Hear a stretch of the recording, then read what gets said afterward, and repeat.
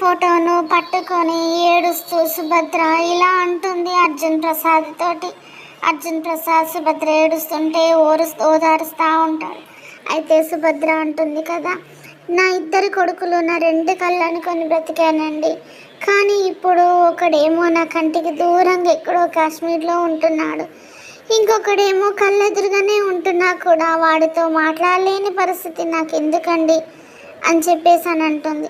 మళ్ళీ అంటుంది కదా, మరి ఎందుకండి వాడు మనల్ని చూడటానికి రావట్లేదు, ఫోన్లో కూడా పొడి పొడిగా మాట్లాడుతున్నాడు, నాకేం అర్థం కావడం లేదండి అని చెప్పేసి సుభద్ర అర్జున్ ప్రసాద్ మీద పడి బాగా ఏడుస్తూ ఉంటుంది.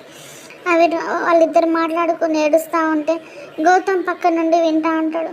అదే విధిగా వీళ్ళు మాట్లాడుకున్న తర్వాత అహల్య అనుకుంటే తన మనసులో, నేను రావడం వల్లే కదా ఇంట్లో ఎన్నో అనార్థాలు జరిగాయి, ఆఖరి తల్లి కొడుకులు కూడా మాట్లాడుకోలేని పరిస్థితి వచ్చింది, ఎలానైనా నేను వెళ్ళే లోపు వీళ్ళిద్దరిని ఏదో రకంగా ఒకటి చేసే వెళ్ళాలి అని చెప్పేసి తన మనసులో తాను అనుకుంటుంది.